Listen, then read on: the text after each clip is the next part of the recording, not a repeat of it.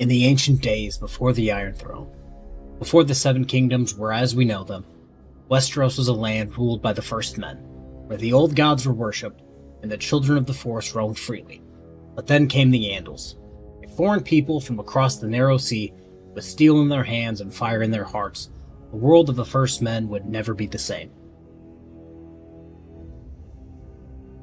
The Andals were a fierce warrior people who hailed from the eastern continent of Essos, from the region known as Andalos.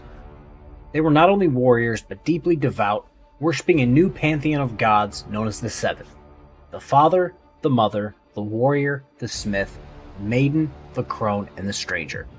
Armed with their faith and steel weapons, they set their eyes on the rich and fertile lands of Westeros. It is said that the Andals believed that they were chosen by their gods to bring the faith of the Seven to the lands of Westeros, which at the time was dominated by the First Men who worshipped the old gods. But why invade Westeros? Several factors likely led to the Andal migration.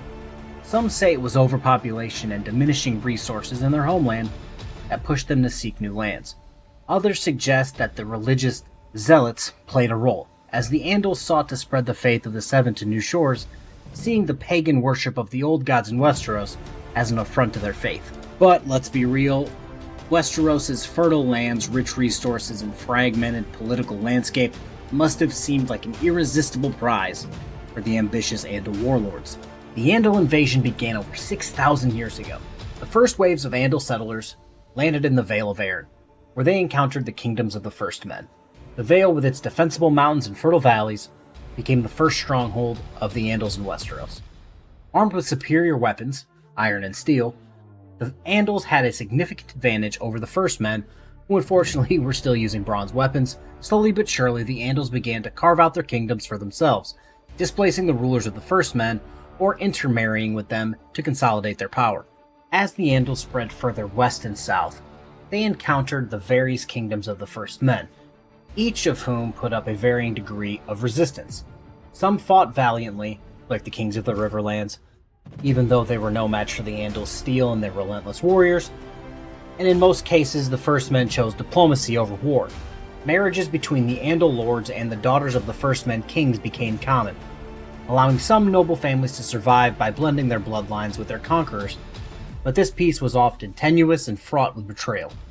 Over the centuries, the Andals succeeded in conquering much of southern and central Westeros, forming new kingdoms ruled by Andal kings and lords.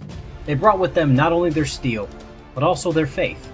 The faith of the Seven spread like wildfire across the new Andal kingdoms, displacing the worship of the old gods. Where once the weirwood tree stood as the sacred symbol of the First Men, now septs and statues of the Seven dominated the landscape.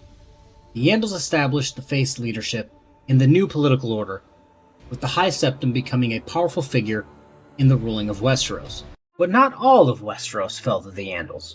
In the north, the Starks and other ancient houses of the First Men held firm. The Neck, with its marshy, treacherous terrain, became a natural barrier that the Andals could not easily penetrate. And so, the north remained a bastion of the First Men and the Old Gods, a legacy that persists even into the time of A Song of Ice and Fire. Though the Andals would come to dominate the south, their influence would never fully extend into the north. This division would shape the future of Westeros for centuries to come. Also, the cultural and religious differences between the north and south became ever more pronounced.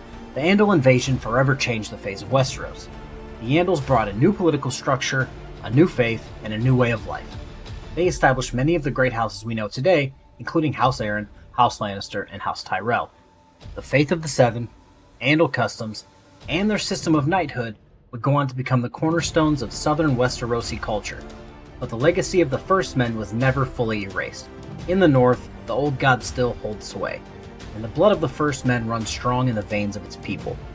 In the end, the Andal Invasion was not just a war of conquest, but the beginning of a long and complex history of Westeros, one where the old traditions clashed with the new, and where the fate of the kingdoms was written in blood and steel.